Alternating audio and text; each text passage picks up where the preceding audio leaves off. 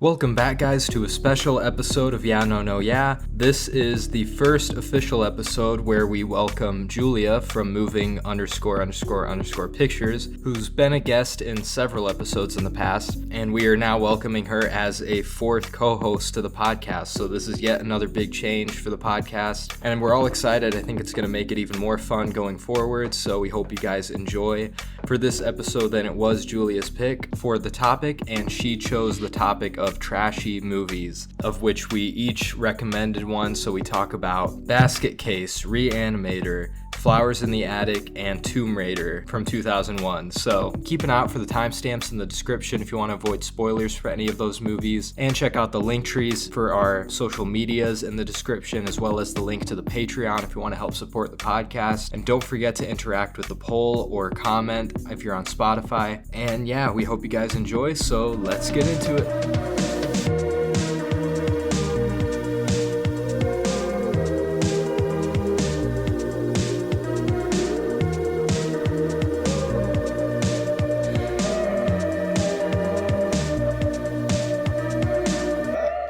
We're back. Finally brought a woman onto the podcast. Ugh, we're being real progressive.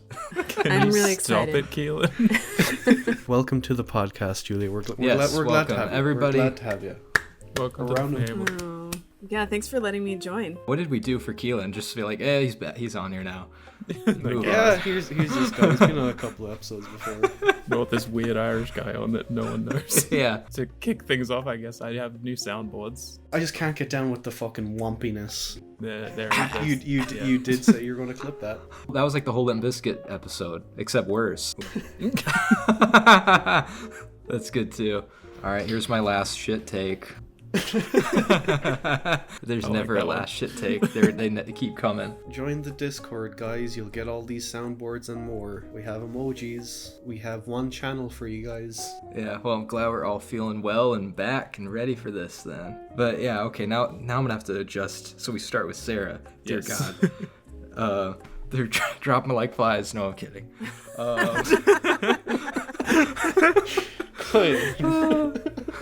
If you want to join the Patreon, you can. There's a link in the description, guys. Yes, join. Help us out. We'd appreciate it. Anyway, all right. Shouting out the patrons. We got Sarah, Amy, Luna, and Kevin. Thank you. The faithful four, whatever we want to call them. We really appreciate it, guys. Thank you, guys. Thanks. A patron for each of us. For the Alien episode, the last survivors of the Nostromo. What's our favorite Alien film?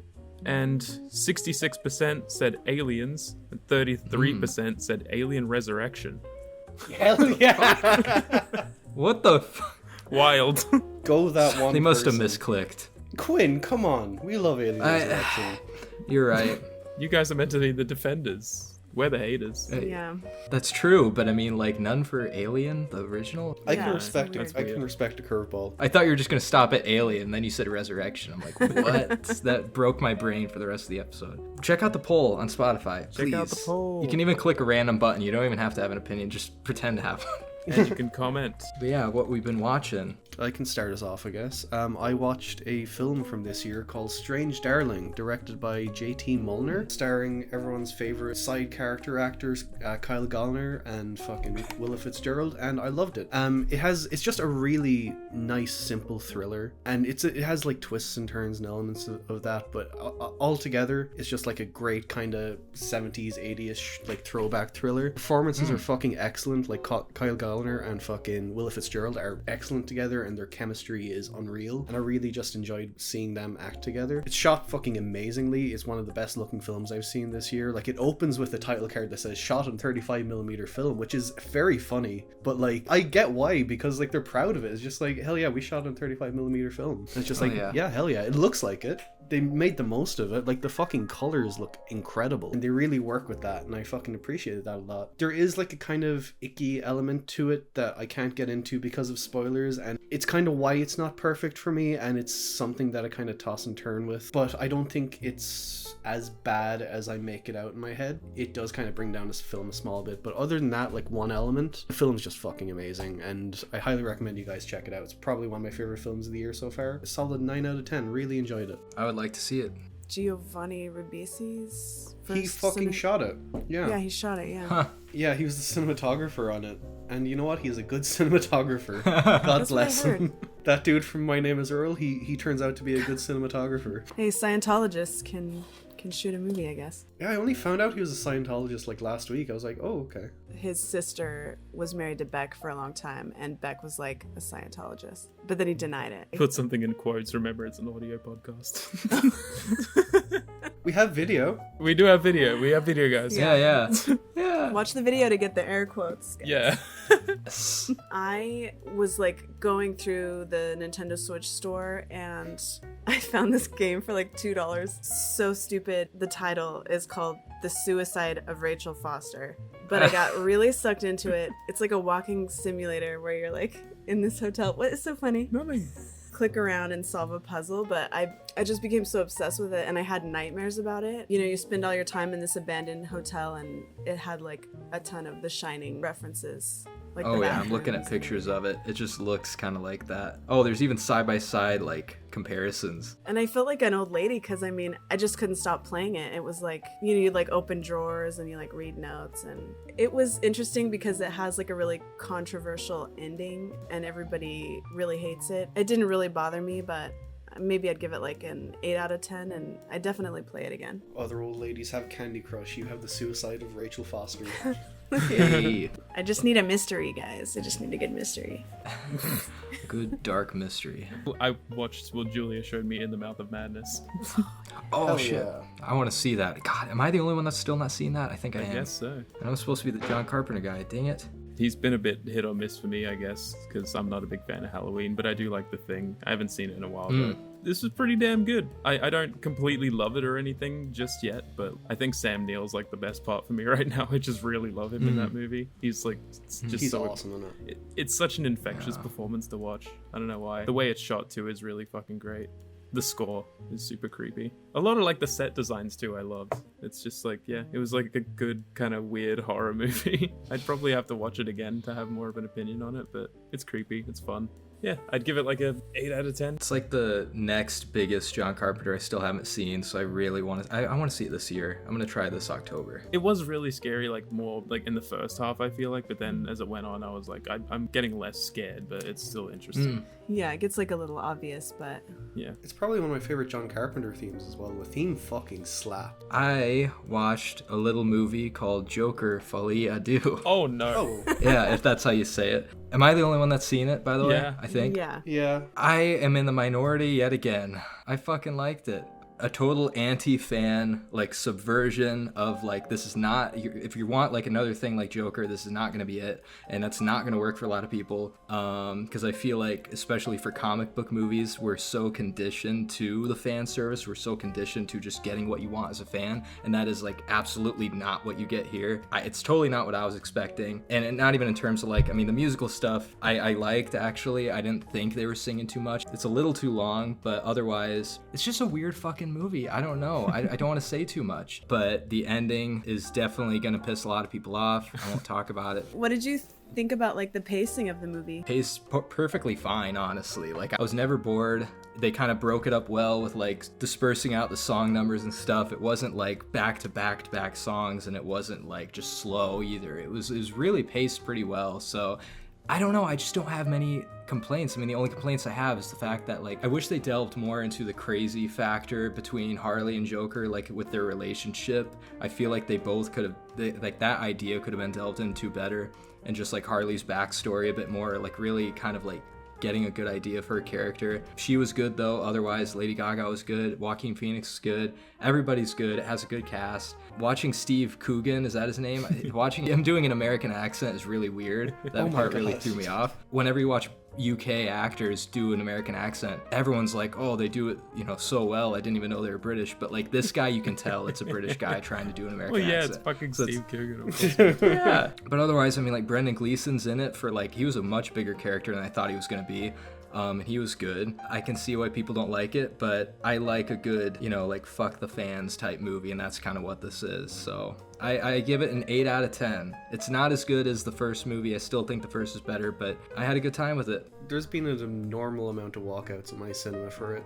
It's crazy. Like, people have That's been walking crazy. out so often. I'm pretty sure it's the musical aspect that people are turned off about. Because, like, anytime someone even comes out of it, they're like, I didn't even know that was a shitty fucking musical. What the fuck? Must not. I don't think that part was really advertised as well for like the mainstream audience. I saw one of the musical scenes, I think, near the end, and I thought it was pretty good. Actually, Yeah, the courtroom musical one. numbers are good. I think it's just because people don't think it really fits within fucking like character of Joker. But like to me, this is like Yes, it does.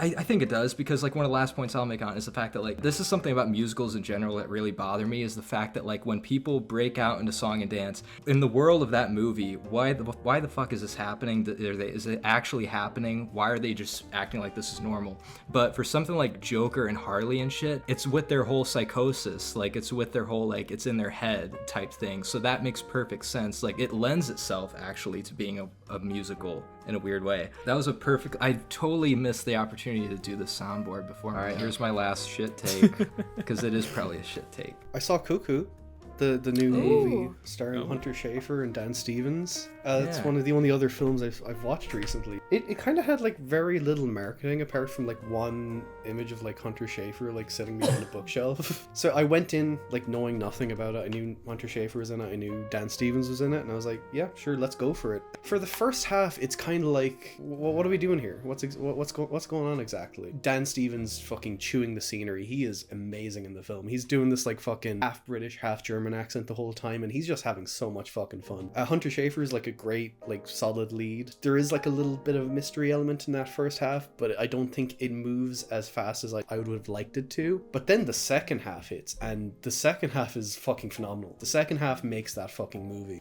It just gets so fucking bonkers with it and unafraid to just like be completely out there with what it's trying to do. And I really respected that. And like their performances get even more heightened and more entertaining. I thought it was a great looking movie. It was like set in like Germany somewhere. I doubt it was even fucking shot in Germany, but there's a lot to do with like architecture and stuff, and all the buildings look nice and all the rooms look nice. The set decoration is nice. No, yeah, I don't really have much to say about it. Definitely well worth a watch. I'd give it a 7 out of 10. I thought it was really, really enjoyable. Dan Stevens, he does a lot of weird accents. I couldn't get down with his accent in Abigail. If you saw Abigail. I haven't seen Abigail yet. I still kind of want to. Liam and I are rewatching, well, I'm rewatching Breaking Bad. He's already seen the first 3 seasons, but I haven't rewatched the whole thing since the first time I watched it.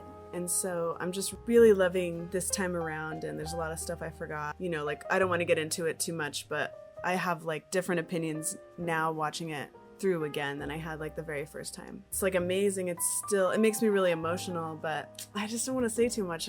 Maybe I shouldn't have brought it up. I've watched through Breaking Bad like 5 or 6 times all the way through. Like I watched through that show way too many times. I was obsessed. You know, like the first time I watched it, I got a Breaking Bad tattoo because I was just like, holy shit, like this is amazing. Yeah, it just devastated me the first time though. Why is he being so mean to his family? Why is he being so mean to Jesse? He's really mean. Yeah. He's a bad man. That's true. He is mean to Jesse. He did it for his family, though. You gotta hop on like Better Call Saul straight the fuck away, or else I'll never respect either of you ever again. I want to, but she's a bit. No, we talked about this. Yes, I want to watch Better Call Saul. I don't want to watch El Camino, and I won't. Yeah, El Camino's not necessary. You don't really have to. No spoilers, but like that's probably one of the best endings of any show ever. Oh, yeah. I don't need to see anything beyond that. Exactly. I enjoyed it. I mean, I thought it was okay, but like for what it was, but I still didn't. It was pretty good. We both ended up seeing Speak No Evil, like the original and the new one. I don't know why there's the remake coming out like 2 years later. That's ridiculous, but they're both very different. New one seems very like Hollywoody, and I'm not sure how I feel about what they did to the ending really, but overall though, like they're both really good thrillers and stuff and really good for what they are. And yeah, but I think the acting overall is probably better in the original. I'd give them both an 8 out of 10. I'll just say that I enjoyed both of them. I think they're both good. They're just good thrillers. I don't know what else to say about them really. I was comparing it to like Girl with the Dragon Tattoo, like the original and then the remake, and I personally prefer Fincher's version of that, but I think it's for kind of the same reasons that I appreciated Speak No Evil, like the remake. More nuance to the characters and like micro body language things happening between the characters that explained, I think, more than the Danish version, but I liked them both too. I can agree with that. I don't know, just James McAvoy is so goofy. He's so crazy. And Scoot McNairy. Scoot's fine. Oh yeah, Scoot. Mackenzie was probably the best in that though. Yeah, she was really good. I've never seen either of these, but like, do they try and implement more like American commentary or like American viewpoints and perspectives and shit like that? You know, like I'm guessing. I thought somebody said that. It's more or less the same thing because it's like it's a pretty easy story to just adapt. I'd say. Yeah. Like it doesn't really have any space for that Yeah, they're kind of like, stuff. I guess it, you know, in the original, it's a Danish family and. I feel like that's more like political in the original. Like they have more political conversations. That's true. And then in the remake, it's like an American family and like a British family. Yeah. So the American family goes to. What? I'm just thinking of James McAvoy. Oh yeah. James is funny. Say it. Say the thing. No. We were going to see a lot of movies, and there was just a commercial before every fucking movie for this movie. Even when Quinn was here during Yes. A Quiet Place. And it was really annoying because it had like one of those really musical like scores where the kids like doing the scissors, and it's like boom, boom, boom. With Yeah, the I hate that. You know, and I like, hate hate it. when they try and do that. I did see that trailer in Seattle. Holy shit! So it was better than the trailer made it look. It was better, yeah. I thought it was the good. trailer was awful. The trailer was so. terrible. I mean, it was so bad. Before we would go to the movies, we would be like, if this fucking trailer plays one more time, like I swear to God. The whole Cotton Eye Joe thing annoyed me too. But anyway, God.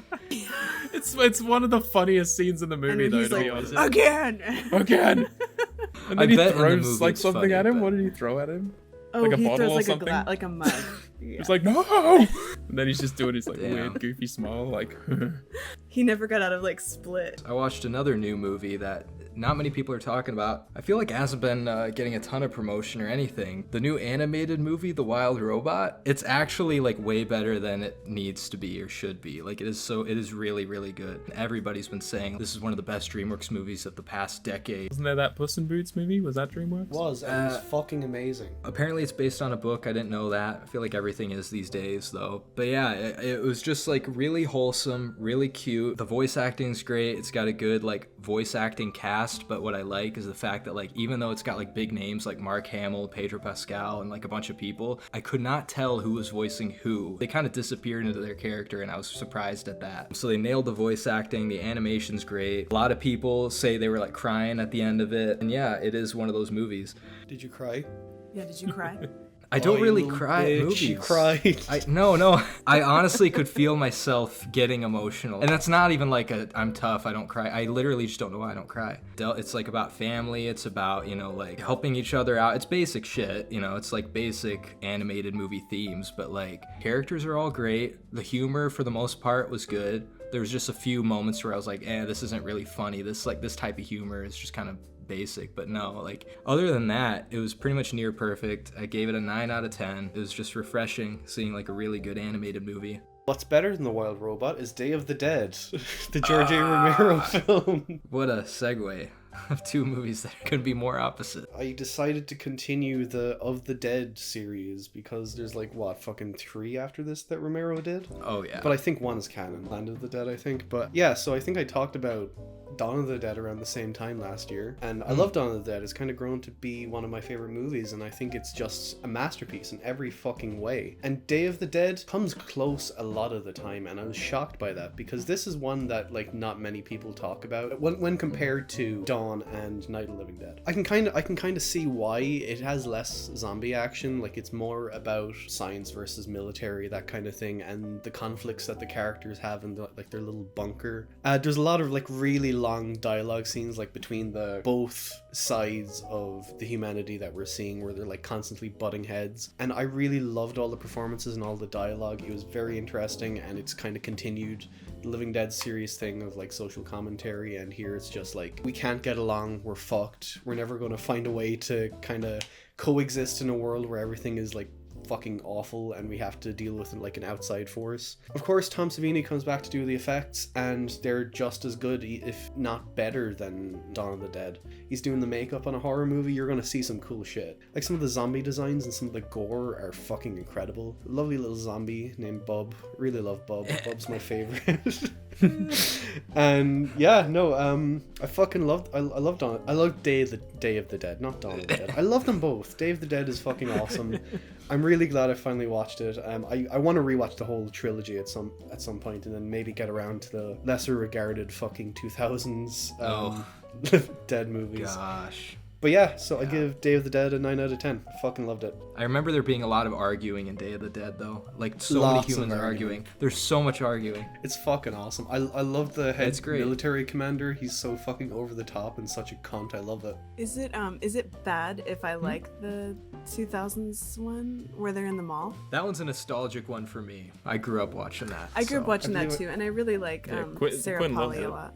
Yeah, Yeah. I'm in Oh, the yeah. same camp as you, Quinn. I love it. Hell yeah. I'm a Zack Snyder's Dawn of the Dead hater. But not for Zack Snyder. Zack Snyder's direction is actually great in that movie. It is great. I still think it's his only perfect movie. It has two versions of Down with the Sickness, too. Like, Oh yeah, how the the Richard fuck- Cheese version. The Richard Cheese and Disturbed, like, how it does not get better than that. And it opens with the fucking one of the best Johnny Cash songs too. Yes. That opening credit sequence, it gives me chills every time, and I've seen it like 20 times. Yeah. Like, I also love when they're like on the two roofs and they're like writing celebrities to like shoot. Yeah.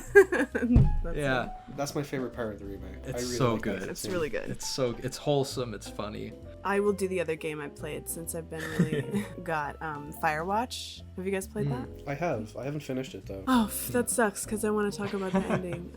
I just really love putting together clues, and there's a guy, and you like kind of have a backstory where you fell in love with this woman and she gets dementia, and it was really weird because the lady's name is Julia. Ooh. And she's from Australia in the game, which I thought was my really God. weird. Oh my gosh. He gets like a DUI, and her parents are like, oh, we're bringing her back to Australia. So he's like, okay, I guess I'm gonna do this summer job and like sit in this tower and look for fires or whatever, forget about my wife. And so he like develops a relationship with this woman who's his boss over the radio. They start seeing like weird foul play stuff in the woods, and like she's sending him on missions, and you're like discovering weird things, and you have to follow a map. You're just trying to figure out if he's crazy or not, or like what's going on. And I don't know, it's hard. I really, really loved it. I wish it was longer. I don't really know how I feel about the ending, so maybe right now, maybe like a 7.5. It's like I liked it, but I'm irritated, and I guess you can get different conversations depending on what you say in the game, but like I was looking it up after I finished it, and they're not that different, so. I listened to an album the other day. It wasn't very good. Tear Down These Walls by Billy Ocean. I've just been kind of going through his discography off and on the last few years, and enjoyable enough, like funky pop. I think his self-titled album is great. This one is just kind of infuriating because it was just like one cheesy love song after another. I wanted it to end like 3 songs in. It was just like literally like the cheesiest fucking lyrics you could imagine, and just generic instruments. It was so boring. I would give it a 2 out of 10. Didn't like it very much. It's that time of the year. It's October, so we're watching horror movies. I showed my Julia one of my favorite horror movies, which is Hellraiser, 1987.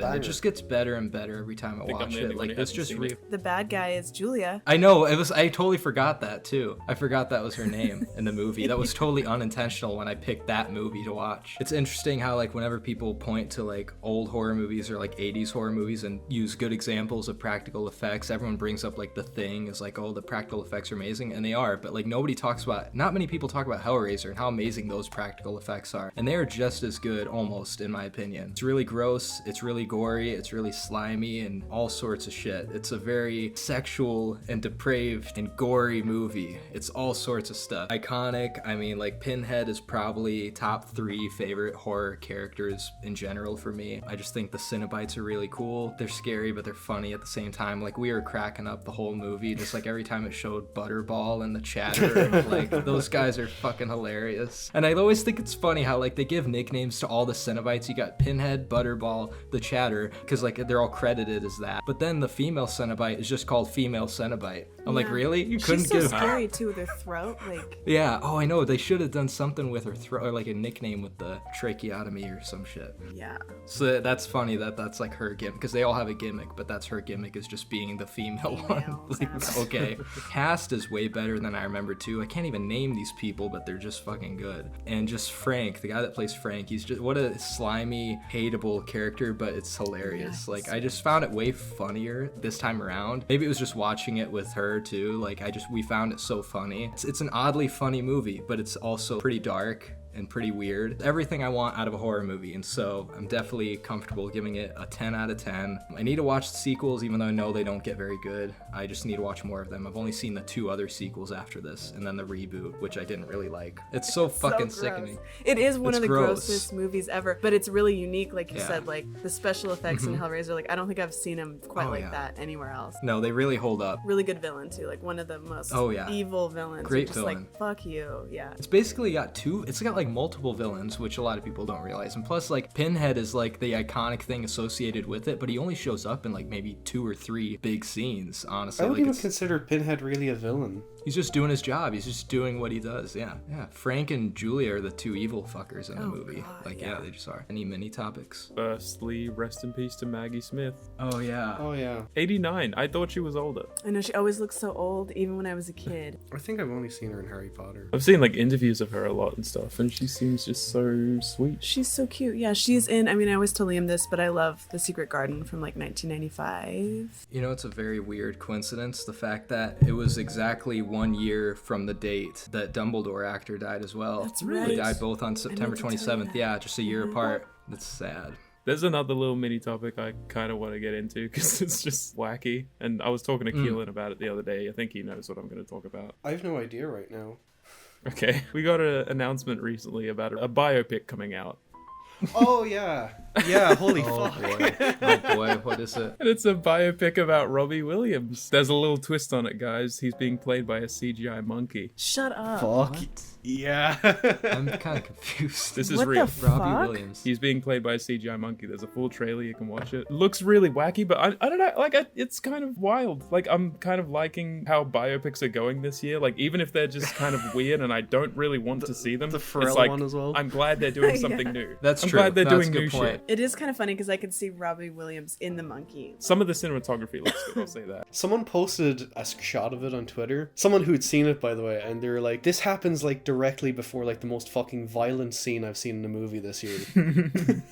I've heard people say that it gets pretty fucking wild. Why the fuck is a biopic about the guy from Take That? It's so violent and weird and fucked up. That's why I'm kind of interested. I'll probably see it because like, why the fuck is who came up with this idea? Why did he decide, hey, I should be monkey? Well, Hey, did you monkey. hear like his line in the trailer? What was it? I didn't watch the trailer.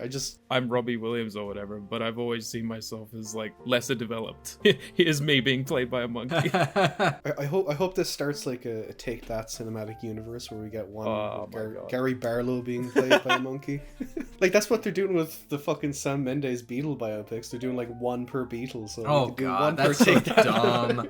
That's so dumb. Barely a mini topic. I was just gonna talk about the fact that I'm even more excited now for Terrifier 3 coming out this week because of all the fucking discourse around it. I've been I just reading love about how that. I mean, this is nothing new for horror movies either. Like this has been going back since like The Exorcist, people supposedly fainting and puking and walking out and shit of like movies. It's kind of exciting still seeing it happening, but at the same time, I can't help but wonder like who's going to see Terrifier like and not without having seen the first 2 and not being shocked by those 2. Maybe it just does go that hard. Maybe it goes even further. I know, but like if you've seen Terrifier 2, then like there's one scene that like, I mean, It goes on for 5 minutes. in excruciating detail, the most fucked up death you've probably seen in a horror movie. Like, I want to know It's so what it fucking is. sick. It comes out of nowhere. Just fucking go with it if you watch Terrifier 2. Sadistic and fucking brutal. And it doesn't stop, and I respect it so much for going so hard. If the movie was all like that, not 2.5 hours long, I'd probably like it. or one of the opening scenes to Terrifier 3 apparently goes even harder than that. And I'm like, oh shit. Well, I'm excited now. Keeping the slasher genre alive, honestly, these movies. If it somehow goes harder than that Terrifier 2 kill, I will be so fucking impressed. Me too. Like the practical effects, just all coming back to the practical effects, like it is just insane. Those movies are just about the effects and art. Art is They such are. a great villain. I love him because he's like an amalgamation of like a lot of my favorite slashers, because he's like got the sense of humor of Freddy. He's like the silent killer like Michael Myers. He's like all of my little like pieces of other slashers in one. Oh, and they announced Terrifier 4. There's going to be a 4th one. Fuck That's yeah, another piece of just news. keep them going. If they stay this good, I don't care. Keep them going. I didn't watch it or anything. I just saw some clips and stills, but we got the trailer for the ballerina, I think, didn't we? Yay, John Wick is continuing, I guess. More of that. Just had its 10th anniversary. Oh, my it God. is. Its 10th anniversary, yeah, I of didn't John know Wick. Oh wow. So when the first one released, that doesn't make you feel old? I remember asking my wee old papa to take me to see it, and he was like, no. Like, I'm indifferent. I just kind of wanted it Who to the fuck end. is the director again? I don't know. Who is the director? I mean, the Continental show, like, bombed too. Like, nobody watched that. Liam, I'm gonna have to correct you there. It's not called Ballerina. It's called From the World of John Wick, Ballerina. Yeah. Oh, That's the dear. official title on Letterboxd. Dude. That What sounds the like a fuck? Christmas movie. Oh my god. Go to the movies and ask, I want a ticket for From the World of John Wick, Ballerina. Yeah, it's being directed by the guy who did the first two Underworld movies, the Total Recall remake, and Die Hard 4. What's the point? Money. John Wick 4 Yeah, was so probably. good. Why couldn't we have just left it at that? I'm fine with John Wick continuing with Keanu Reeves, but like, I don't want to see more. It's fine. No. It's Lance Reddick's last role, by the way. So Oh, that's really? fine. He's in it? Yeah, he's in it. It's his last ever performance. Getting on to the main topic. Yeah. You want to introduce it? The main topic is trashy movies, trashy Trash. films. Yeah, trash. A hard topic in some ways because, like we talked about before, like what is trash? I guess it's maybe different for everyone, but maybe a common thread is cheesiness or elements that wouldn't work in like a mainstream movie. Oh yeah, I completely agree. Whenever I think of trash movies, it's usually from like the 70s and 80s, really. With like the quality of the cameras and stuff, and they have a specific look to them, I think they even pull off that look even more so than like a trashy movie now. Like I can't even think of like a modern example of what like a trashy movie would be, other than like, let's say like a Lifetime movie or something. Like that's what I'd consider like modern trash. Violence, lots of fucking cheesiness, lots of stupid shit, lots of sex. Yeah, just And then trash. you got yourself a trash movie. Just hard for a modern movie to pull off the aesthetic or like the feeling of like a good, like a so bad it's good trash movie, you know? Now it's just either it's good or it's bad. I think me and Liam are probably the only two people who've seen it here, but like Greasy Stranglers may be like the only modern movie I can think of as like a trash movie. Oh, but Really? That movie is trashy as fuck. I don't know if I like it though. Oh my god. Oh, I love it. I love that movie. But you can agree that it's trashy. Oh yeah. It's absolute shit. I guess maybe I could name trashy movies. I mean, I think there's some modern. Well, like maybe I'm thinking of the 90s, early 2000s. Yeah. Well, I was thinking 2010s, 2020s. Yeah, no, yeah. Anything 2010s and Yeah, after, because it's then really mine hard wouldn't for me to really name. count. You all picked 80s and I picked 2000s. Well, but But early 2000s were still like, they were ripe for trash movies, like trashy, Oh, yeah. so bad it's good movies, just from the, because like they had such weird editing and like music choices, like it's so Yeah. dated but in kind of a charming whatever like Oh, yeah. way. I think that's the big element of trash that I love about like early 2000s shit, is especially like the music use. Yeah. well, and I Like, think, I think that's yeah. a big part I of it. do think that's like Oh, a yeah. really interesting pocket for this genre because, you know, even as we were watching your pick, there were so many common elements used in movies that are like pretty cringy now, you know, kind of Yeah. like in the 70s and 80s, Oh, yeah. I guess, but just in a different way. That's true. And I think the 2000s is like its own separate bubble because like you had like straight to DVD movies, which I think was like Yeah. its own other fucking side of trash. And like I think that's maybe why we don't get as much anymore, because straight to DVD isn't a thing anymore. Yeah. And like straight to streaming is a thing, but it's not the same. Yeah. It's not the same. But when it does come to modern movies, I feel like the only type of trash you find is the trash that is trying so hard to be trash, like Exactly. Sharknado, Yeah. Velocipaster, Oh, yeah. shit like that. All right, well, yeah, I chose Basket Case. I mean, the 80s in horror was just a breeding ground for trashy movies. It really was. Basket Case, directed by Frank Henenlotter. It is about a young man that carries around a big basket containing his deformed Siamese twin brother, seeking vengeance on the doctors who separated them against their will. It's as simple and as sleazy and as just gross as you can get. I really like Basket Case. This was my second time watching it, and I liked it kind of about the same as I did the first time. I just love Belial. I'm a big fan of him. Belial. Yeah, it's such a weird concept and a weird idea to where, like, I want to know what was, like, the inspiration behind the design of Belial, too. There's just a blob, just a deformed blob, basically. Like, he's, like... One of the things I love about it is just so crazy, and thinking about the guys being like, okay, like we've got this guy and he had this like weird thing growing out of him, and like just the brainstorming of Basket Case, and like it's like not the best acting, you know, but there's something. It's horrible. It's horrible. It's horrible, but there's something about it that I really like. Everybody is just so dedicated, and they're all like saying their lines with such conviction, and even Yeah. when it's bad, it's like really fun. like the the doctor in that horrible office. I'm like, this is a doctor's office. This is crazy. Little characters. I genuinely think like the best is Terry Susan Smith, the one that he like goes on a date with. And stuff. She's just so funny. She's crazy. She is hilarious. She has some banger lines in there. Like I love New York t-shirts or whatever. Like, sticker and I love New York t-shirt. Yeah, but she's a good example. It's like everybody throws all their energy into their character and into their performance, even if they're not great. It almost makes it still good in a weird way. Yeah, it is very earnest, and everyone's like heightened, and like it feels like they know the kind of movie they're in, and they all just feel like they're friends of fucking Frank Henenlotter. I even the fucking hotel receptionist guy, I fucking love him. I love that. Yeah, I love him. He's flipping his thing up. He's like, God damn it. This isn't a hotel, it's a nut house. Yeah. I love the opening scene with him and then that drunk guy on the stairs too. And then they see him whip out that big wad of money, and then the drunk guy's like, he's loaded. And then the other guy's like, so are you. And the way that scene is filmed as well is so trashy. I don't know what it is about it, but like the composition of all the shots and stuff, it's just it's just New York. I was like, okay, we're gonna watch Basket Case, and sometimes when I watch a movie like that's older or like kind of a niche movie, it's like you're reading Shakespeare or something, like you gotta like ease into it, and like it's something you don't normally do. And I thought it was going to be really challenging, but I actually found the pacing surprisingly good. I didn't know it was in the basket. Yeah, that's another thing, like the mystery of it. Like I knew because like Quinn had mentioned what it was like on a previous episode. I think it was one like even before Keelan joined. Way back. Yeah, it was way back. I knew what it was, and I was just like watching how you were reacting and stuff. I'm like, when's this reveal gonna happen? Like, I like the gradual reveal, seeing like the side of his body and stuff, and like not really seeing exactly what's in the basket all the time. It's like and I'm just glad I didn't know. It's cool. I love the little stop motion scenes of him just like walking. Oh yeah, they were rifling through the drawers, scurrying around. That scene where he's in the window scared me pretty bad. Yeah, that was kind of creepy. He's always fucking screaming. He is always screaming.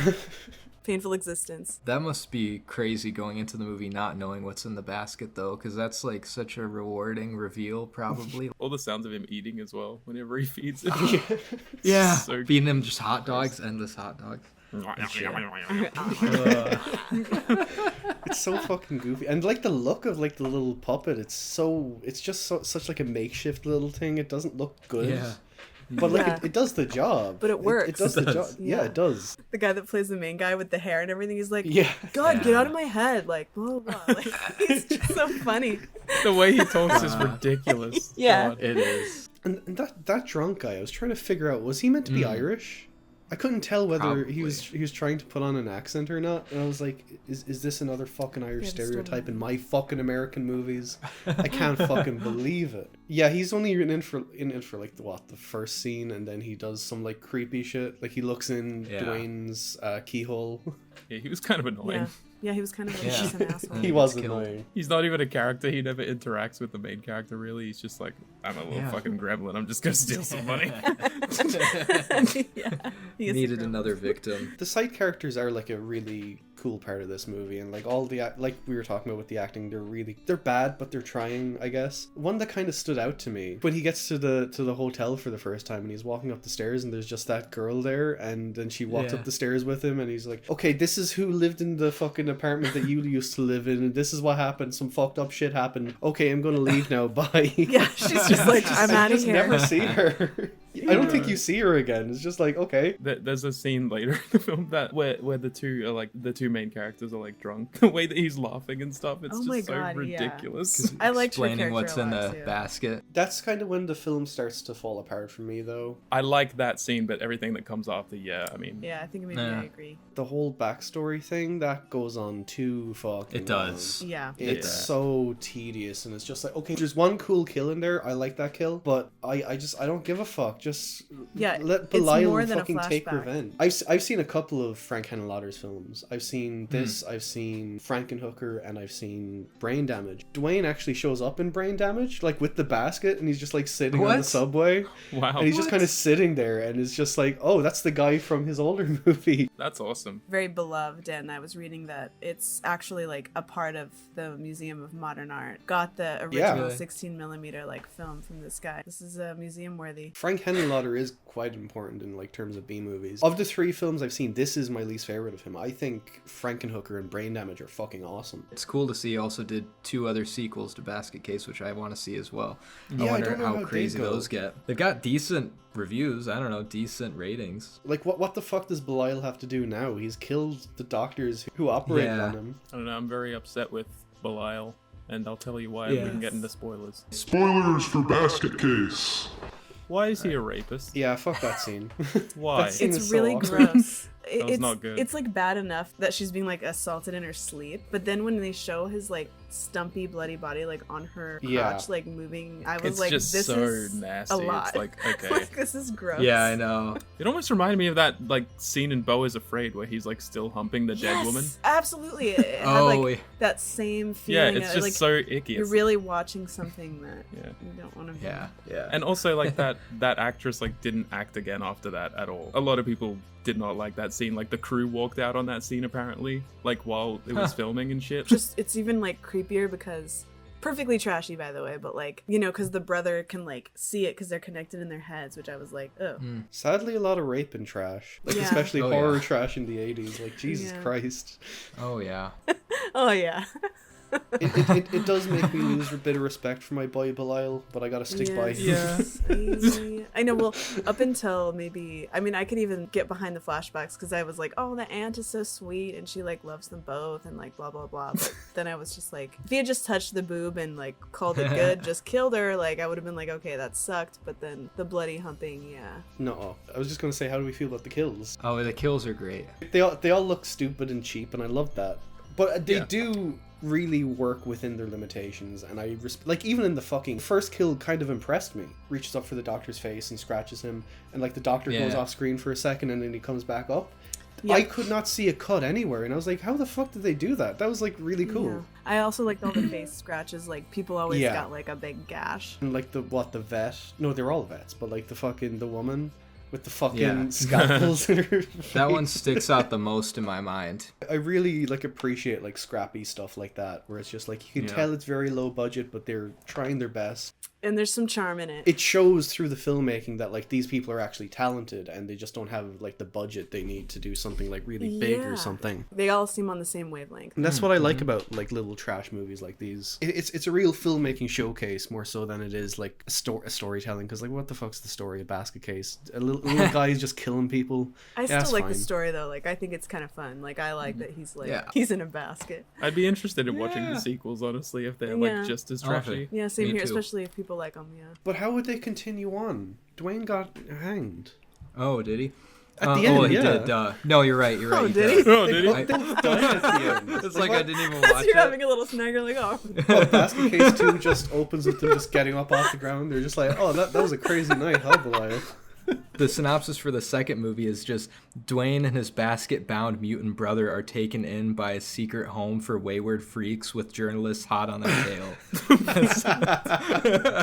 I had to write that down. Basket bound mutant brother. Home for wayward freaks. Yeah. There's more Belials out there. Oh my god, it's a BCU. Can we call this episode you. Basket Bound Mutants? Oh my god. Or wayward Basket-bound. home for wayward. Wayward freaks. freaks. Home for It's Wayward funny because we have Freaks. freaks in the last title too. There's an additional freak this time. Yeah. There is. Yeah, scores for Basket Case? This is also my second time watching it, and it stayed about the same for me too. I'd give it a 7 out of 10. I think it's fun. I think it's good. It's got everything I think a trashy, sleazy movie really needs for the most part. It's not great, but it's fun. So yeah, 7 out of 10. I'm right there with you. My second time watching it, it pretty much stayed the same. I enjoyed it. The things I didn't like the first time stayed, but you know, it's a fun little piece of sleaze, and I enjoyed it. I think I amend my ranking and go same as you guys because this was such a Nice. fun discussion, and I think the more I like looked back on it and talked about all the highlights, like the more I realized I actually really did like that quite a bit. You know, fuck it. I'll amend my score too. 7 out of 10. I enjoyed this discussion as well. It was fun. The Yeah. hive mind. The next one was my pick. I picked Stuart Gordon's Re-Animator from 1985. The Re-Animator is about a student scientist named Herbert West and his friend Dan Kane. Herbert West likes to he likes to study the human mind and death and stuff like that. And yeah, that's pretty much the plot of Re-Animator. That's just all you need. It's trashy. I think very fucking trashy, and it's also probably one of my favorite movies of all time at this point. I fucking love Re-Animator so fucking much. I haven't always loved it. The first time I watched it, I give it like a 6 out of 10, and it's because of that scene. I'll get more into that later because I have more thoughts on it now. Not defending it or whatever, but like I have thoughts on it. This just gives me everything I want from a horror comedy. It's really fucking funny. I love the character of Herbert West. He is one of my favorite horror protagonists in general. I also watched Bride of Re-Animator for the first time before this, and he's still like just as good in that. So I'm comfortable calling him one of my favorite horror protagonists. He's just so funny and such an interesting like fucking mad professor type character, and I love how dedicated he is to his craft. All the side characters I really enjoy as well, like even Dan, who's pretty much the guy who you see the movie through. He's a really strong character, but even though he's just kind of like a vessel for the audience to get a look in on West's work. What do you guys think? I thought it was pretty fun. I mean, I really love the actor that plays the guy you're just talking about. What's his name? Herbert West. Right? Jeffrey West. Combs. Jeffrey Yeah, Combs. Jeffrey Combs is the best. I used to love watching like The Frighteners when I was younger, Yeah. like probably like a tween, and he's in that movie and he's so weird. And seeing him in this for the first time and seeing all of his facial expressions and his delivery, like he's just such a niche type of actor. He was really cracking me up. Liam and I like died laughing about Kat's dead details later. Yes.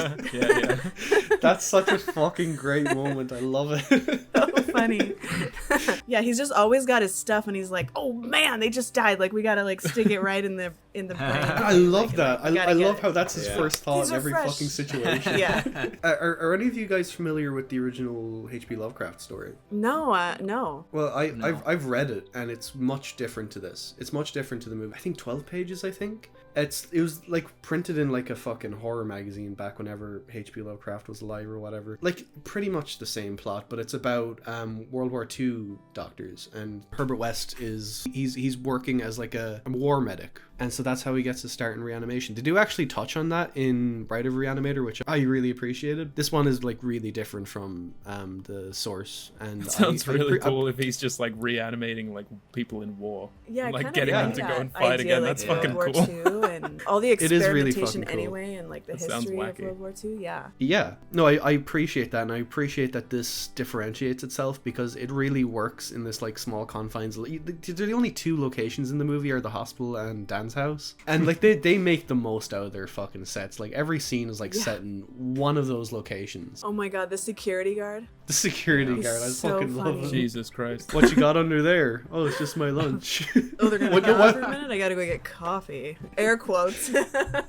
He's always going at the wrong time. Jeffrey Combs. So like I haven't seen a whole lot from him, but one of the first things I've seen him in, because this is actually kind of, it ties back in, but we were just talking about how it's hard to find a modern trashy movie. But the first thing I've seen him in was this 2012 movie called Would You Rather. Oh my And- god, yeah. And that's a modern trashy movie. Like that's a hilarious but not very good like horror comedy basically. And he plays the fucking host, the mansion owner, and his name's fucking Shepard Lambrick, and he's just hilarious. Like you gotta love these watch names. it. Anyway, that was just a side note. Kind of carried this movie like for me because I always see that character for some reason Yeah. now, just because it was the first thing I've seen him in. He's not necessarily a bad guy. He's just like concentrated on seeing what the Yeah. results of this thing are, and his performance is so great because he's just so passionate, like 24/7. Like he never slows down. He never stops being so animated. But he's also like a really good actor. So watching him is such a treat. I feel like every time he's on screen. He has the snark, and like he can be serious whenever he has to be, which is very rare in this movie. There's just so many fucking great lines from him, or even great moments, like when he's sitting in Dr. Hill's class for the first time and he just starts snapping the pencils. Yes. I mean, his like body language or like physicality is kind of engrossing to watch because he just throws like even just clicking the pen, like he's always throwing his body around and doing everything with like the most energy. Small, very small detail. I think it was in like Dan's bedroom or something, but the foreshadowing of the Talking Heads poster, that was fucking genius. Everything in the frame is there on purpose. They're not stupid. I also like how small he is compared to everyone else. He's like a small guy. Yeah. That adds to like how crazy and how menacing he can be. Kind of everywhere all at once. Jumping around, running around, yeah. So many fucking lines I love in this movie. Like when he is talking to Dr. Hill for like the very first time and he's fucking like, "Oh yeah, I've read your work. It's so derivative that it's considered plagiarism in Europe." I just love lines like that. Little snark like that. And even fucking Dr. Hill gets like a retort later where he's like, "Mr. West, I suggest you get yourself a pen."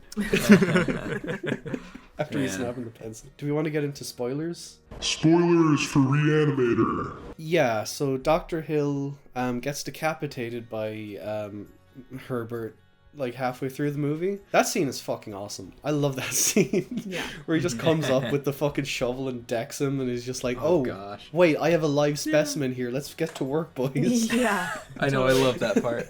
That's the best part. The effect for both the body and the fucking and his head are so impressive and so simple. Like obviously in the body it's just like a fucking guy just kind of crouching down and like there's like a stump on top of him or whatever, and like Dr. Hill is just like under the table. That's why there's so much fucking blood, so you don't see like the seams.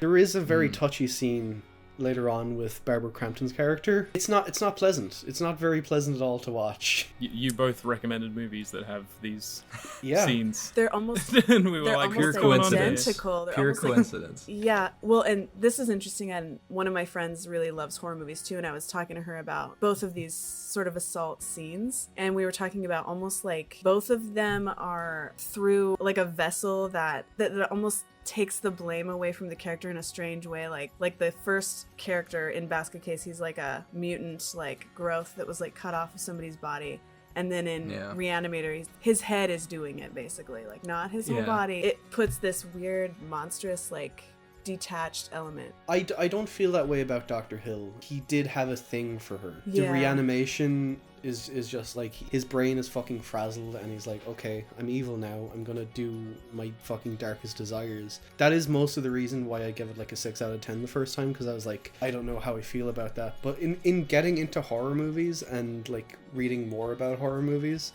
Barbara Crampton, the actress who plays Megan, there was some interview I read one time where she was talking about like how much fun that scene was to shoot, how like everyone on set was just kind of like always kind of caring for her and just being like, is this too much, is this too much? And that kind of changed my perspective on the scene a little bit. It's still bad and it's still gross to watch, but after watching that I kind of became a little more okay with it being in the movie. Am I crazy for that, or is that valid? No, I get it. Yeah, I think that can change it a little bit. I do find it seems somehow more disturbing in Re-Animator because she's like saying no over and over again and She is asking him screaming to her stop, fucking lungs and it's off. pretty like it's pretty hard to watch, I think. yeah. It's kind of lessened for me in that it doesn't need to be there, but like, you know, I like the movie as it is. I will not defend that scene, but like it's just kind of gotten easier for me to watch, like hearing about like behind the scenes shit. Like in comparison to, you know, you're talking about Basket Case and like all the people on set were just walking out on that fucking scene. Okay, there's kind of like a difference there, like a non-caring crew versus like a caring crew, I suppose. Yeah. And I think that's that delicacy is, you know, I think it's important, especially in these types of movies. But yeah, I feel like that was just the 80s and 70s. They Yeah, just did pretty not much. hold back. It was a different time too. To the point of the story, these are bad. These are evil characters. What they're doing is bad. It's not glorified. I guess sometimes it seems like gratuitous, which gives it that trashy label. It is Well, gratuitous. I think that's why it feels a bit worse with Basket Case, because Belial doesn't really feel like a bad character or anything Yeah. right away. It's just like all of a sudden he goes on a pervy rampage and you're like, Yeah. fuck, okay. Totally. To me, it's more of a pathetic thing with Basket. Like, to me, it's just more of like a pity, Yeah. a pitiful thing. Yeah. He's already connected to his brother, so he's constantly feeling all these things through him that he wish he was feeling, and Yes. he's lived his whole life as this mutant in a basket. That's probably like, who knows what he's feeling. If he's been like so sexually repressed, maybe he still has all these feelings, but he can't do anything about it. So like, I'm not justifying it, but it's at least an explanation. Like, so it's almost like a pitiful thing with him, like Yeah. not really an evil thing. And that makes it more disturbing too, because he's almost like, he's bad and he's like obviously killing people and stuff, but he has this fucked up innocence of like he's not like a child, yeah. but he's, you know, like the assault is just so much more, you're like, ooh, because yeah, he's like, what is this, what do I do, like Maybe he doesn't even know it's a bad thing, because I mean, he's been in a basket Yeah. his whole life. Yeah, He that's- probably hasn't been Exactly. taught anything. It's he just doesn't. really- He hasn't been taught yeah. what's right or wrong. it's almost the same, you know, like I was laughing so hard when you guys had your alien episode, because that's one of the things I hate so much about Resurrection is when that alien's getting sucked out of the tiny hole Oh my god. and she's like, oh, like, and it's like, It's yeah, it's sad. like it's like an innocence there Yeah. with the same thing. Yeah, it's there like, is. it makes It's it very worse, it makes it seem I worse. fucking yeah. cried my eyes out, man. Holy shit. But yeah, that is a weird coincidence that both of our movies included a weird, complicated. like we sexual watched assault we scene like watched this. those two like in the same night and like hour two in Yeah. the same night as well. Like when we were watching those two, we were just like looking at each other like, is Yeah. the same thing happening again? What's going on? We watched Flowers in the Attic and Tomb Raider in the same night, and Christy Swanson and John Voight are both like insane conspiracy theorists, like right-wing nuts now. I like the scene where they reanimate the cat. Yeah. Yeah, It's that was a pretty good one. I like silly. I just like the scene where they're fighting the cat in the basement That- or I whatever when love he's it so swinging it much. around. That's Yeah. just The swinging I just like light. how chaotic. Oh, it's so fucking cool. And the cat jump scare. Oh, this movie has it all. That Yeah. scared me. Yeah. I love that Dan just deals with it by just fucking throwing the cat at the wall. That's so I know, I love it too. It's hilarious. I laughed out loud with that. No, this has like so many moments that I think about a lot. Like that whole final fucking scene. Jesus Oh my Christ, gosh. that is it just chaos. goes it's chaos. Oh, yeah. God. Pure Pure chaos. fucking unadulterated chaos. There's fucking blood and guts flying everywhere. Fucking the dean just fucking crushing Dr. Hill's head. The like initial reanimation scene, like the first one that he does on the Yeah. guy. Like that guy was apparently like a stunt guy for Arnold Schwarzenegger as well in like Terminator really? and stuff. That's why we were thinking he was making those noises like, Yeah, we were like, he sounds like Arnie. He should That's act more. fun. He's a great zombie actor. Oh, Yeah. whenever he fucking screams and like you see the veins in his neck and it's like, oh, it's Yeah. gross Yeah. and I love it. It just adds to like his decayed look. And then just fucking Gosh. putting the bone saw through him. It's great. And then fucking Herbert West's fucking explanation afterwards is just like, oh yeah, he came in. You're going crazy. I had to do what had to be done. I love how he love barely my boy explains Herbert. himself. This is the explanation. Let's move on Yeah. and do this. Yeah, he is. He's like, his Yeah. brain is going too fast for. He's like, this is annoying. Like, let's Yeah. like forget about Yeah. it. Let's focus on the Yeah. important things, like bringing back dead people. It's something I enjoyed, but I don't really love it. That scene does take a bit away from me. And I think it might maybe improve a little bit on rewatch, but I was just kind of out of it towards the Did for end me. after that as well. It's a good movie, and I really like the effects a lot. I like Jeffrey Combs; he's good, but he does get a bit like too much for me sometimes. I'm just like, tone it down a little bit. Oh, but, I'll I mean, kill you. I I'll know, murder I you. know. I'll reanimate you. 6 out of 10. Okay, that's what I give it my first time too. Another 3 watches, you'll be up to my 10 out of 10. I gave it a 7. Yeah. Yeah, I don't know. I mean, like, maybe I'd do like Basket Case a little more, just more out there in a fun way. Like Re-Animator, it's like, yeah, they're weird, they're bringing people back to life, but I think Re-Animator is a better made movie, yeah, but I enjoy Oh, Basket absolutely. Case a bit acting's more. Yeah. better obviously, but maybe it's just so straightforward from point A to point B, where Basket Case is like all over the place, and maybe that was more enjoyable. Yeah. I also gave it a 7 out of 10. I thought it was good. I'll probably like it a lot more with rewatches. I don't know. I think it maybe was also just been hyped up It's as so such iconic. like a pivotal, iconic horror movie. Yeah. And I don't know Yeah. how I haven't watched it yet. Reanimator is so iconic. Like, I've had like 4 managers in my cinema. 2 of them had Reanimator tattoos. Really? Wow. Yeah. That's They both had like Strange. the green vials. It's your one. Okay.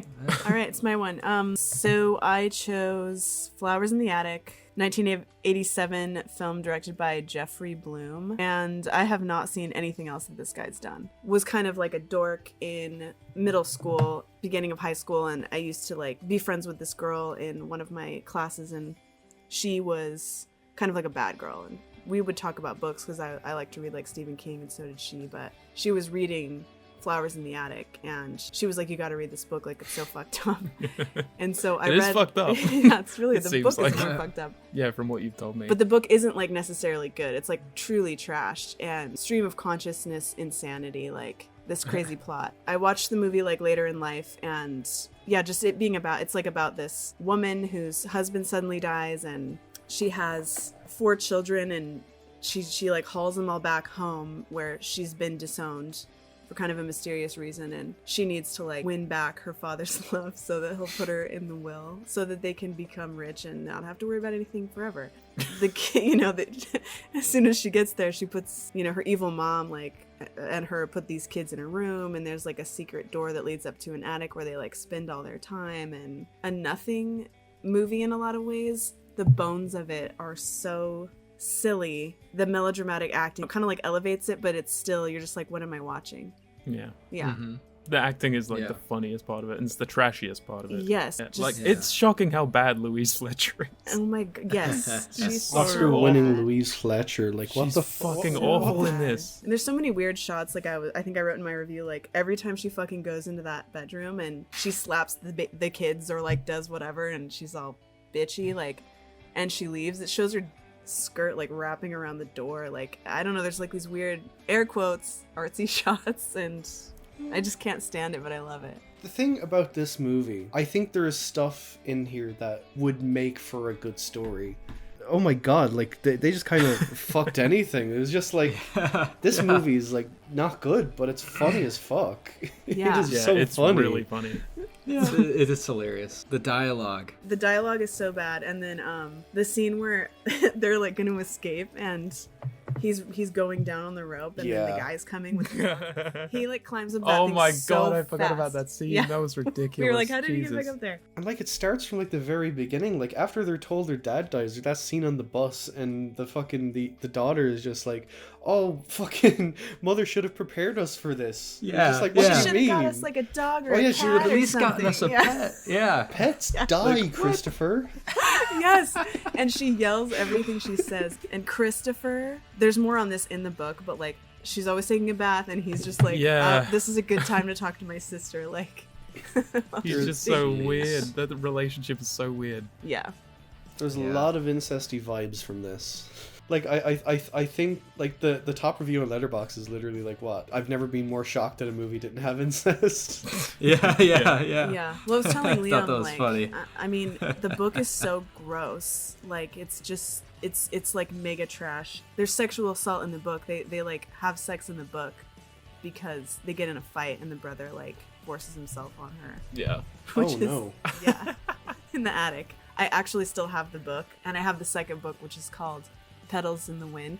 Oh, fuck. And the second book is really gross too, because they kind of like go to this maybe family friend that's a doctor, and he's always making her like sit on his lap, and he's like, I mean, it just doesn't stop with the nasty, slimy like vibe. Some weird undertones with all of our things that we suggested. Just doesn't It's end. like- That's what makes it trash, though. That's what makes it Yeah. partly trash. It, But, like, it the does. stuff It that- does need an element of that. I think. Yeah, it's It gonna make you does. feel It kinda needs weird. sleaziness. It needs that sleazy fucking whatever nature to it. It Yeah. does. Yes. But also, I think this might be the classiest of our four picks. Because Probably. it's not.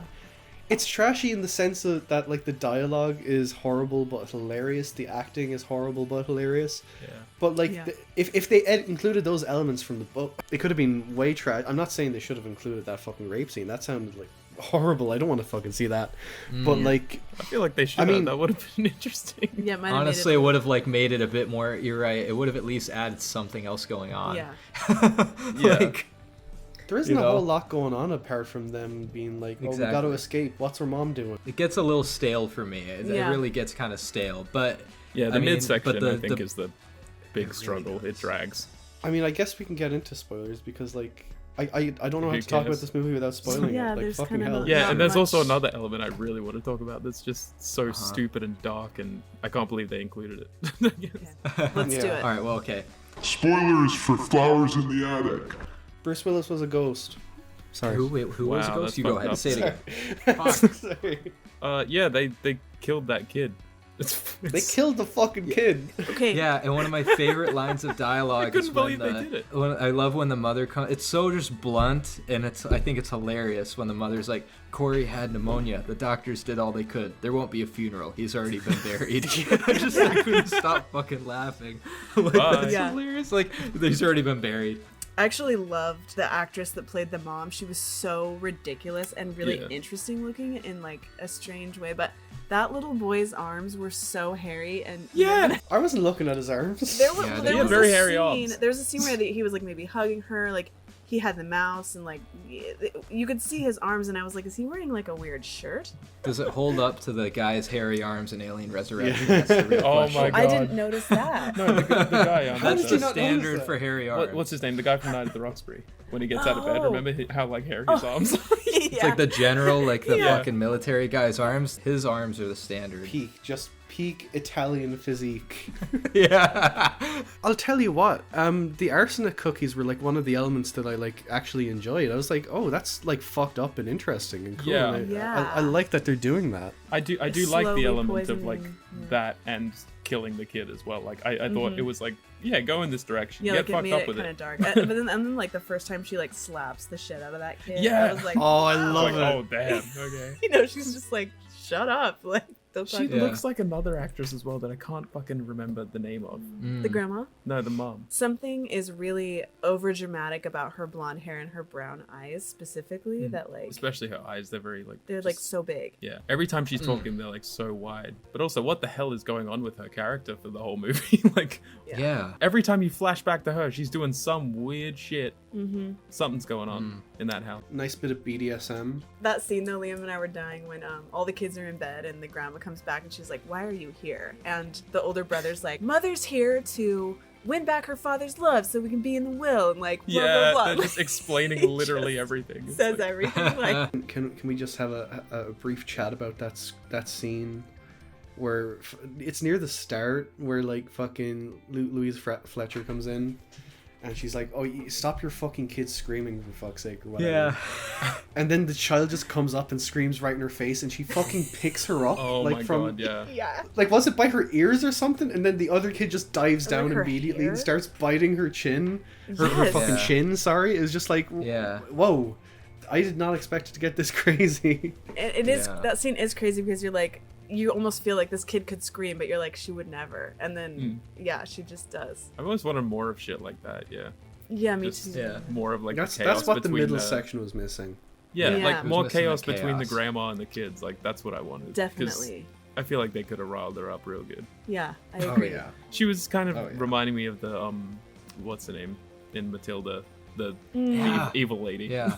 Yeah. Yeah, the middle section especially was missing that, but there was that one bit where like fucking the older brother like cuts his wrist and lets the younger brother like fucking What the fucking fuck drink was his that? blood. I completely forgot about Yeah, that. and we were like, why would he do that? Is it because he's like iron deficient or like does that Oh even my. work? Like I guess he thought that, but he was gotta being work. poisoned. So that it doesn't work like that, you idiot. right, like Yeah, you it can't just doesn't. drink blood and like get cured. They're vampires. Gee, it's just so dumb in every way. It's like, Yeah. why do that? I do love how like white and blonde they all are. It's so funny because They're they're all like so incest children. Like Aryan children. I was about to say Yeah. they're like fucking they're pure Aryan. blooded like freaks. Yeah. It's like the Malfoy family. Yeah. They're all secretly Nazis. Sorry. That would have been a good twist too. I feel like there was some kind of eyes wide shut shit going on downstairs. Yeah, they're like, Yeah. put on your fancy dress, daughter. And also that guy that she has to marry or whatever. Like, Oh, God. he looks so So weird and he funny barely says anything. He's just making that same face the Yeah. whole time. Like, Totally. Yeah. He's mewing. He's got to get his mews he's up. mewing. Yeah, he's that's what mewing. it is, Yeah. What was it? The kid says something like, "Oh, I want ice cream" or something, and then the older brother starts going on about like, "Oh, the Bible says this. The Bible says that. The Bible says we have time for ice cream." It was just like I love that line. Yeah. That's Yeah, such that an was innocent weird. line. Yeah. I mean, I loved the older siblings' like delivery for every stupid piece of dialogue. Like it was just incredible. Gosh. Like every time. I don't think I've seen any of these people in another movie apart from fucking Louise Fletcher. Yeah. Like Well, what? What's Christy Swanson doing? she's the original Buffy, which I love that movie, the original Buffy the Vampire Oh, she was Slayer. in Ferris Bueller's Day Off. Who the fuck was she Oh. in that? Oh yeah, Economics she's student. she's the girl in the class where she's like, well, I heard from my boyfriend's sister's cousin that they saw him like at 31 Flavors last night. You remember that scene? That's like She's in Dude, that's Where's her. My Car? And she's in Pretty in Pink. Okay, but she's in Buffy, and that's like my main thing. Which that movie's great. It has Donald Sutherland in it, and like Luke Perry, and all these other people. The kid that plays Corey, the little kid that dies, he was in Ed Wood. I don't know What? who he was in Ed Oh Wood. what? Let's go. He Yeah. moved the fuck up. I'm with trying- his career. Hey, the shirt. Yeah, the shirt. It all comes full circle. And the older brother, he has a perfect filmography in my eyes. He played Troy's friend number 1 in The Goonies and homeless kid in They Live. Oh my god, that's crazy. Yeah, that's like a pretty sweet. It's a big role in They Live. There's a lot of homelessness in is. that. That's Yeah. huge. But we have to talk about the final scene. Well, yes. Eat Oh, the yeah. cookie. Eat the cookie. Of course, eat the cookie. Eat the cookie. Yeah. It's the only quote that really, it's the instant quote I think of now. I mean, It's it's so just good. so passionately delivered. Yeah, and the way that she's just yelling and she's just like, "Eat the cookie, mother!" Like the way she's saying "mother," it's so annoying. Like, I just, No, Oh, that whole scene. we're your children, mother. yeah. That whole scene is peak trash. I will say that Yes. much. Yeah. That scene is Oh, so yeah. entertaining.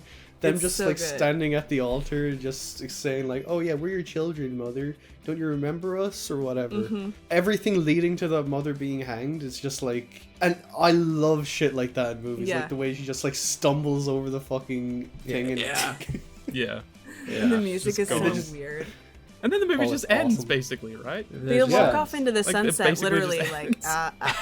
past their hanging mother, and they're just like, "We're free now." Their grandmother just let them go. They're just like, "Oh yeah, fuck those Yeah. kids. Like, Yeah. Get the fuck out She of here." didn't want him in the first place, yeah. Yeah, no, I mean, nothing changes by the end, really. It's just Yeah. like the No. kids are alone. Yeah. Nothing's So- happened. The grandma's still going to be a bitch. Yeah, right. They're Like, all orphans. There's like a little epilogue, isn't there? They're saying like, "Oh yeah, the older brother goes off to medical school or oh something." yes. The younger kid does Uh. something, and then the older sister like thinks back about like her time in grandma's house or whatever. It's trash. Yeah. It's trash.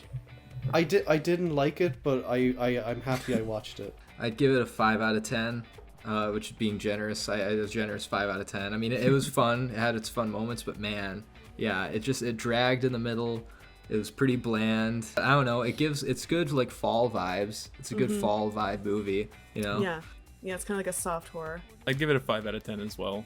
Just, yeah, because of those reasons. It Yeah. does drag in the midsection, but it's like, Definitely. it's a Yeah. lot of fun. And yeah, it's trash, so Yeah. it's Yeah. probably one of the trashiest in this bunch, I'd say. Like, yeah. I thought it was one of the more classy ones. I think that's why it stands out as the most, because like it tries to be classy. So when it has its trashy moments, it really stands out. Because Yeah. the rest were like trashy consistently. But when the moments of trash pop up in this, it's like, oh shit, I forgot it's this type of movie. Like, to be fair, when Julia recommended it, I was like, how's this trashy? This just kind of looks like a generic, like, 80s, like, let me say, Yeah. mom thriller, almost. Is that a genre, a mom thriller? It's gotta be. Oh yeah, Yeah. at this point it is. Yeah, that's a genre But- which I love. I'd give it a 4 out of 10, maybe with a heart.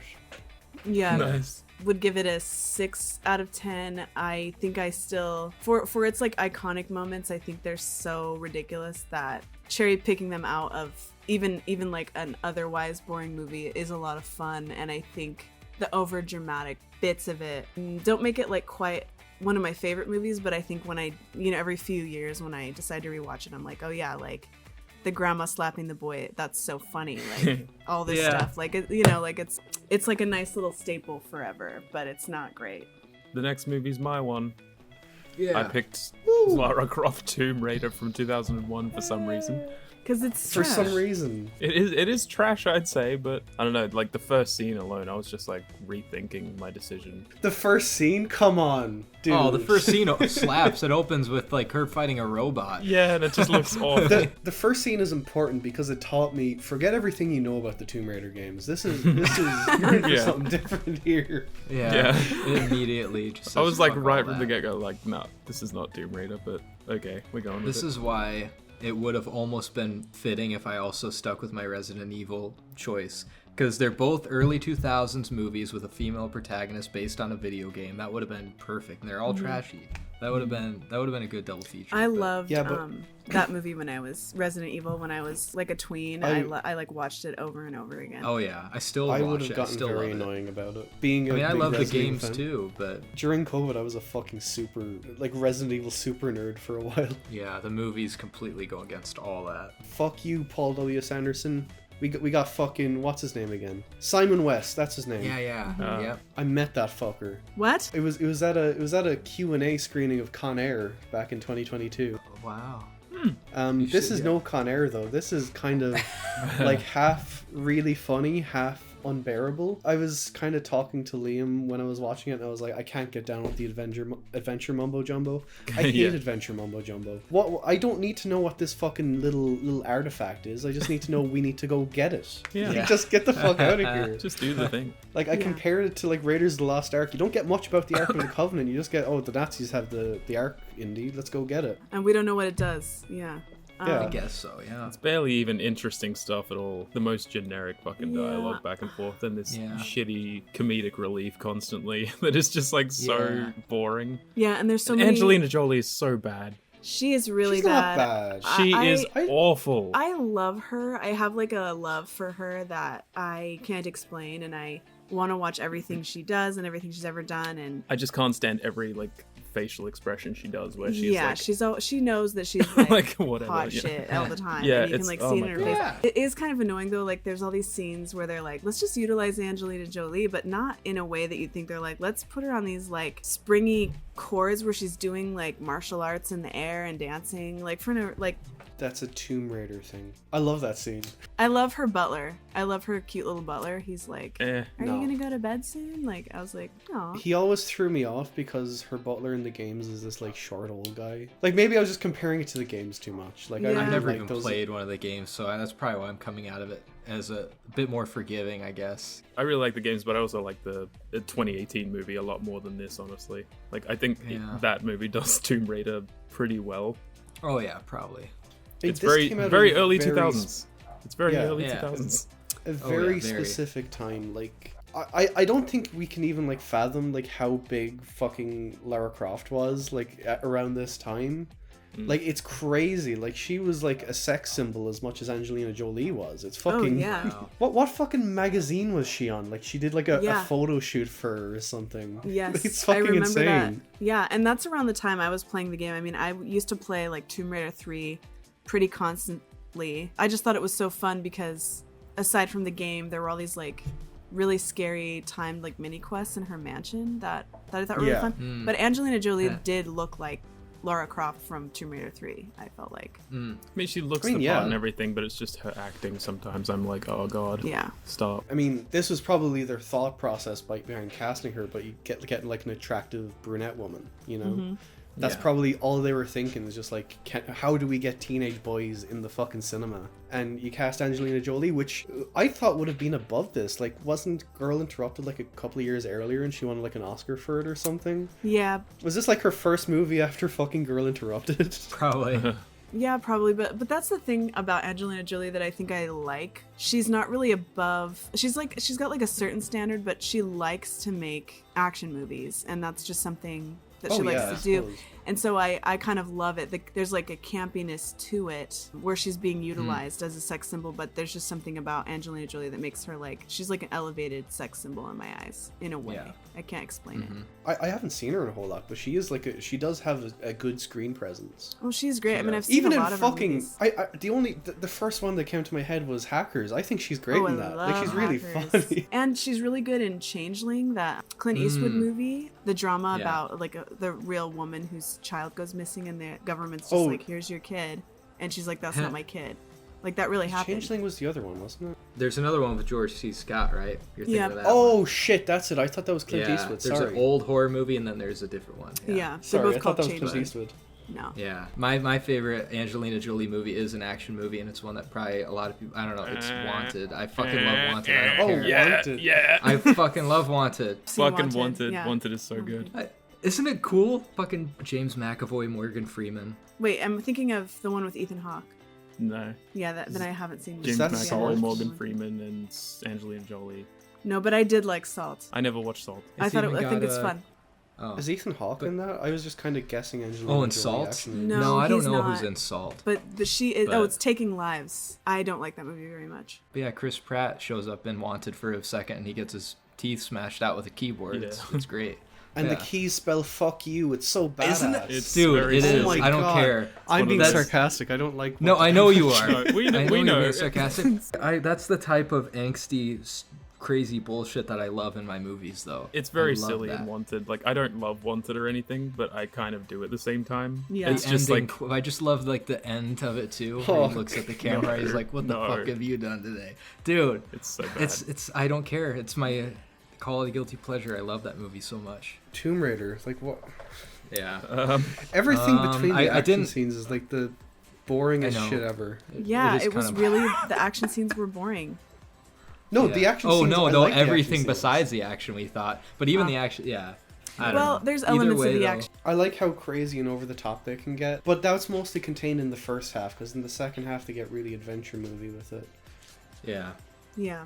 I mean, I think the only thing but- I don't like is the CGI in the action scenes. That made it Yeah. boring for me. Like, I felt like I was getting sleepy because of all the stone people that were coming to life, yeah, you oh know? my Like, god. When it gets to all that shit, I'm just like, ugh. but I like all the cheesy really? stuff. Like, I like her hopping on that stupid thing and, like, trying to get the it to, big, like, like- yeah, it was like, Uh-huh. How does that even Yeah. work? yeah, Does it's it- just like, Yeah. and after she gets off, I was like, she's why like, are you even on that?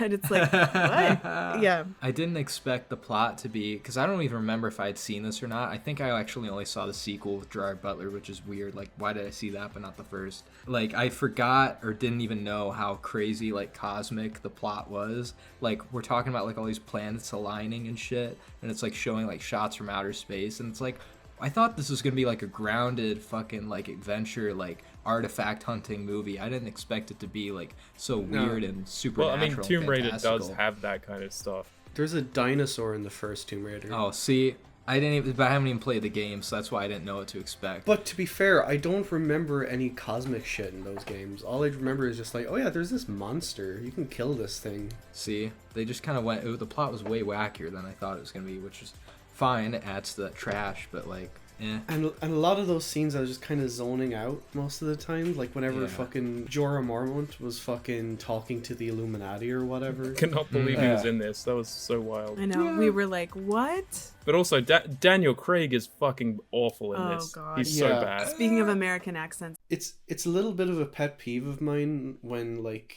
in a movie like two actors are like doing each other's accents, like Yeah. fucking Angelina Yeah, Jolie was doing exactly. a British accent and Daniel Craig Yeah. was doing a New I York know, I accent. hate that. it's I like, what's fucking the hate point? that. Yeah. It's not like a huge like problem or anything, but every time it's just like, what is the point? Like what?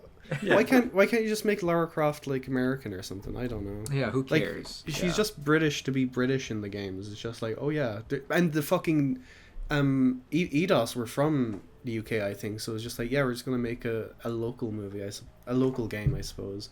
But she doesn't really need to be English, and Daniel Craig did not need to be an American. Didn't even need to be in this. Like, what is his character? His character Yeah, I'm like, is how do just they so even know nothing. each other? Like, Really. But good on Daniel Craig for fucking perfecting the American accent for fucking Logan Lucky and Knives Out. Well done. Oh hell yeah, at least he Logan got- Lucky is. At least he got there in the Yeah. end.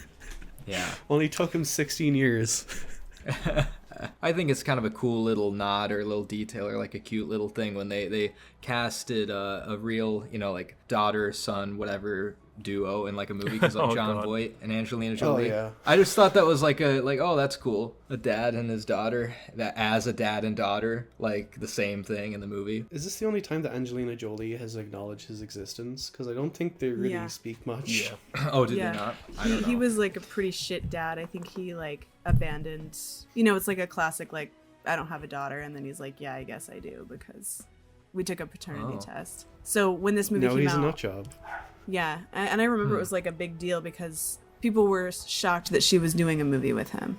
Never mind then. It's not a cute thing. I take it back. I mean, to be fair, around this time he was doing fucking Baby Geniuses. So, like, what the fuck else did he have to do? Yeah. There's like 2 Game of Thrones actors in this. Ian Glenn and Noah Taylor. Wait, he's in Game of Thrones? Oh, yeah. He's the guy that, Hey guys, some spoilers here for Game of Thrones, somewhere around season 3 or 4, I can't quite remember, but yeah, skip this little part if you haven't seen that far. You've been warned. cuts off Jamie's hand. Oh, shit. I always think of him from fucking Submarine and Paddington. True, yeah. He's really nasty in Game of Thrones. Yeah. Wow. Completely forgot about him. But yeah, this just has, like, British people. And... yeah, very weird, and like what the fuck was this movie? Why does this exist? What about when they're going to the cave at the end and she gets in her like all white outfit and they are doing the sled dog montages. I love that.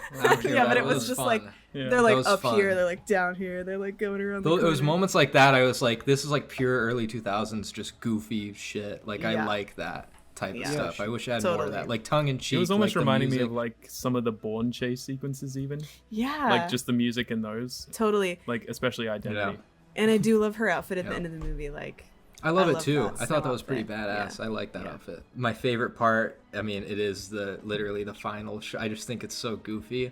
And ending on the freeze frame with the guns and the robot, and then playing that Yeah. song. Yeah. Where's your head at? What? The You didn't basement like jacks, that? What do you mean? Fucking Didn't hell. I like that? I mean, it was just like hearing that song. It come just on. ended. Like she fucking got out of the cave and spoiler. Were we in spoilers? Oh, we never even. Let's said just- spoilers. let's I just- who cares? Do it now. Do it. Now. Spoilers for Tomb Raider.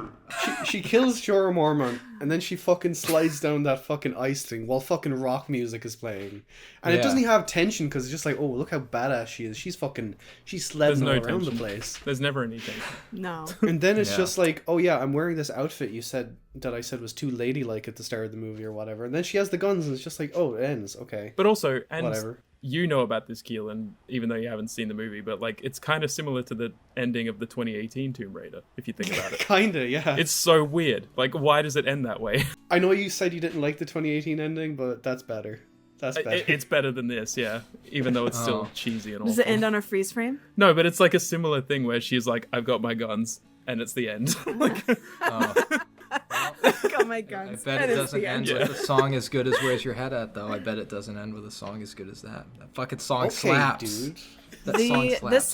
soundtrack for the whole movie was like early 2000s like techno basically. yeah, pretty Yeah. much. Which Yeah. was Yeah, kind it of adds cool to the and charm. unusual. It adds to Yeah. it adds to the goofy early 2000s charm of it, and that's why I like it. But that song is a banger. That song is a your banger. head at? Where's your head at? That would have been a good song to put in Re-Animator. Get it? There was even a Nice. point where they like use the drums from Angel by Massive Attack. I genuinely didn't notice that at all. There was a lot of good. Yeah, I remember that part too, and I did think the music was utilized in kind of a cool way. It almost makes it like almost under the umbrella of trash. These movies can be classics, and Tomb Raider does have like a certain charm. I think this is the least enjoyable of the four movies, but it does have charm to it. Agreed. Yeah. It was a fun watch, and we had fun like getting into it. And I think even just for that, and like just looking at the letterbox, like this picture of Angelina Jolie is like awesome. Yeah. What's not? Yeah. Yeah. No, Just yeah, something it is. about it. I don't know. You're just kind of She like. makes that face for the whole movie, basically. She does have a really unique face that like nobody has a face like Angelina Jolie. Like I guess it nobody. just annoys me a bit sometimes. I don't know. Yeah. Like she's pretty at everything, but I just hate when she makes faces like that. Yeah, she just looks like she's Yeah. like I'm bad. I'm a badass. Yeah. Yeah. Anything else to say about this? I'd give it a 3 out of 10.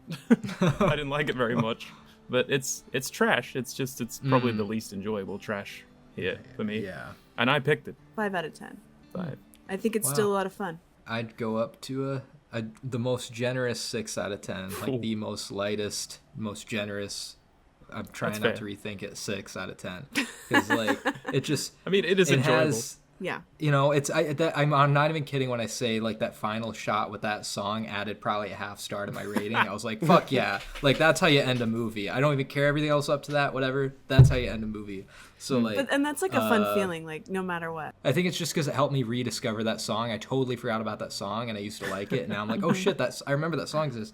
So that added on to it. But just that charming 2000s, goofy, trashy, cheesy nature, like that. It had that. This movie had that. But Yeah. it's still not good. I don't think it's a good movie. But yeah, I gotta plug the hole here. I gotta give it a 4 out of 10. Like I said in my Letterboxd review, it's a movie tailor-made for 12-year-old boys. 12-year-old boys will love it, but I am 24 and I did not love it. Question all right, time. yeah. Let's get into listener questions. Starting off with, what do we have? Like 3, and actually none of them are questions, which is funny. Oh, wow. Yeah. We there's love statements. statements. 3 statements. Yeah, we've been getting a lot of those lately. Could you guys send actual questions, please? Listener statements. Let's go. From movies that don't suck, he said, Sex Drive, absolute trash, hilarious, and underrated comedy. That's a movie Never saw called Sex Sex Drive. Okay. I doubt it. We're not gonna watch really it doubt unless it. there's sexual assault. So Yeah. There probably is. Oh, a movie called Sex Drive has to have sexual It's a mid assaults. 2000s comedy. okay, then Oh, yeah, yeah, it's it probably is. got it. Yeah. All I know about that movie is that Fall Out Boy are in it, and Oh my god. Seth Green plays an Amish person. Okay, that Hey, sounds James Marsden's miserable. I in don't it. want to watch that. Seth Green. Yeah, next statement is from Liam's mom. Liam's mom, Luna Pearl. She said, OMG, I grew up watching Flowers in the Attic and was traumatized as a child. I saw that. It's so crazy. Mom thriller. Yeah, it's a Yeah, mom see? thriller. It's a mom thriller, yeah. Yeah. Thanks, Yeah, Mom. it seems like one that would stick with you growing up, I feel like. Yeah, Yeah. probably. I think if I had watched it at a young age, I'd probably be a bit scared of it, maybe. Yeah, Just and just the in a weird concepts, way. like, you don't marry your uncle, you don't, like, hang out with your sister when she's in the bathtub. Like, it's weird. You don't slap children, It is whatever. weird. Don't eat cookies. Eh. Don't eat cookies, yeah. And then the last statement from All Right So Reviews, he said, calling Re-Animator trashy, how dare you? I mean, I love is, it, though. but it is trashy. It is. Yeah. Trash is not necessarily a bad thing. It's It not can be a bad good thing. thing. I don't think it's bad at all. Yeah. You should embrace the trashiness, yeah. Yeah, It I is an mean, objectively trashy movie.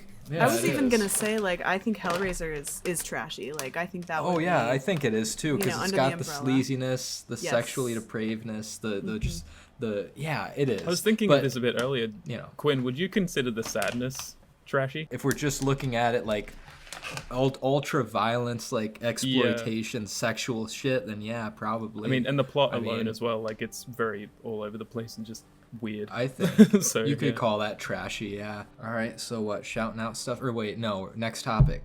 Well, it's my turn this time. I deferred this time to be Julia's time since it's her first episode only seemed natural, but it's back to me, and I get to pick the Halloween episode, and Yeah. I have chosen some vampire movies because I want to watch more vampire movies. It occurred to me that I haven't seen that many at all. So I chose a couple that I really want to see, a couple that I have seen and I think will be fun to talk about. So what I've recommended is Nosferatu the Vampire by Werner Herzog from 1979, The Hunger by Nice. Tony Scott from 1983, Near Dark by Catherine Bigelow from 1987, Vampire's Kiss by Robert Bierman from 1988, and The Addiction from 1995 by Abel Ferreira. The only ones I've seen are Near Dark and Vampire's Kiss, and I really like both of them, so I think it should be an interesting discussion. It's kind of got a nice variety in there, and I'm looking forward to watching all of them. That'll be Yeah, a lot of fun. I'm looking Yeah, forward to that too. I mean, Bill Paxton, I did start Near Dark a bit ago, and I turned it off. So I'm excited to try it again. Vampire's Kiss is the only one I've seen, and that could have fit right into this episode. Trashy movies, I think it could have fit, but that movie's great. That movie's I think it's fucking great. unironically pretty good. I honestly, me too. I've seen it like 3 times now. It gets better and better each time it does. It gets too much shit for being like a so bad it's good movie, but we'll talk about that in does. the next episode. I know, Oh, we yeah. can't say too much, Yeah, sorry. yeah. But yeah, 5 movies for our Halloween episode. Yay. Nice. Epic. I love There you vampire go. shit. Lots of Vampire blood movies. sucking, lots of romance. It'll be cool.